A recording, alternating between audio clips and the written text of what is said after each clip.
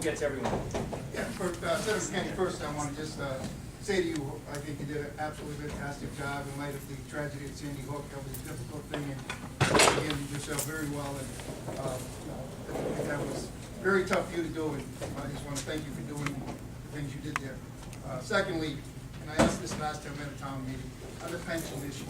I got your answer. You do? I do. What's the total pension? Let's ask the question, sir. Sorry, My question was, when you say $13 million unfunded, that doesn't mean, you need to know the total number of the fund to find out how much unfunded it is. So if it's $100 billion fund, it's only 13% unfunded. So, we looked at, yeah, so, I don't know if I have the teachers one, but on the state employee union, $13 million number that we asked for. When you look at OPM's calculation as to what the percentage is, and the social guarantee, it turns out 58% underfunded, 42% funded, 58%. And so, for example, New Jersey, which our governor's been critical of their governor, because in Governor Christie's budget, they actually don't fund the pensions annually to the folks that they could have. They're over 60% funded.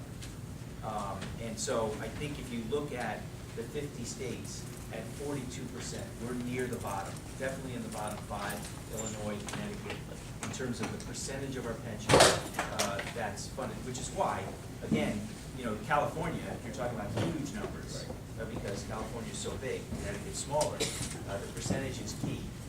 California has done a much better job of funding their pensions. And I asked that because I run a pension fund, $100 million pension fund, so that's why I'm asking that question. Do you know the rate of return they made last year? Because, I mean, we're a private pension fund, but we did 12.5% over the last 2 years. So 8 in the last 2 years is a lower number. I think you can make over 8 in the last 2 years. So maybe you can check on that. I will. That's a good. I apologize for not knowing. That's all right. We'll get back to you. That's what I'm asking. I don't know that we've gotten that, but. And my third quick, and I don't know if you have an answer for it, I travel all over the country, and most economies that I see come out of a recession come out starting with construction jobs. So, and I know there's been some criticism over the busways and Jackson Labs, but I can tell you that people are actually going to work. Our unemployment rate of construction workers were probably 40% through the year, probably today, but they're probably down to maybe 5–10% by summertime. So it is going to create jobs. I just wondered if you had a plan to bring some construction jobs, because that does stimulate the economy. It's a great question, and I don't know the numbers. You probably know better than I do, but our unemployment at 8.1%, unemployment in your field was much significantly higher. Right? And look, I think 2 things. One, I think there's somewhat of a philosophical difference. I think the governor believes that government spending on government projects is the way to stimulate the economy. I think you need to build up the private sector, because that's where your greatest job creation comes from. Having said that, the busway, which creates jobs in construction, is going to end up costing us millions of dollars a year subsidizing a ridership that doesn't exist. Okay, we have scores of bridges in the state of Connecticut and roads that need repair by those same construction guys.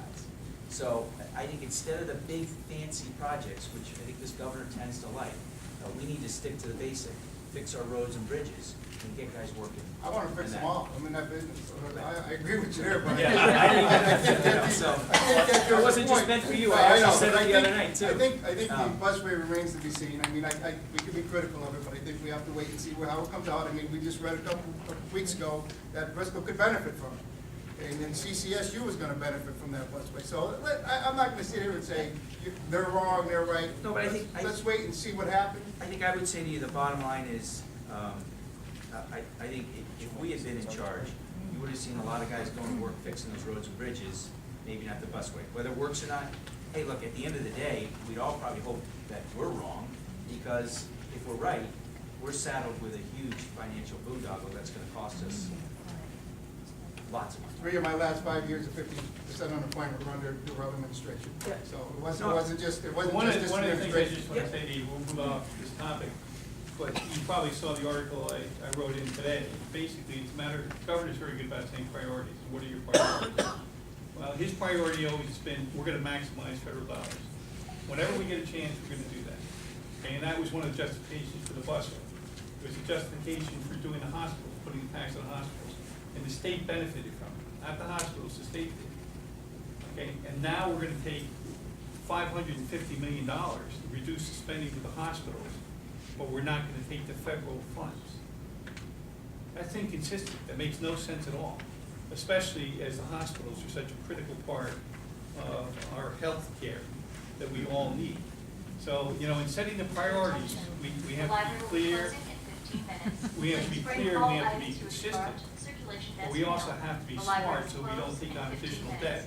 Senator McKinney was saying. Anyway, other questions? And just one more, I think one more final point is, you saw on the slides here, 75 million out of transportation fund 2 years ago, another 75 million over the next 2 years. Those are construction jobs too.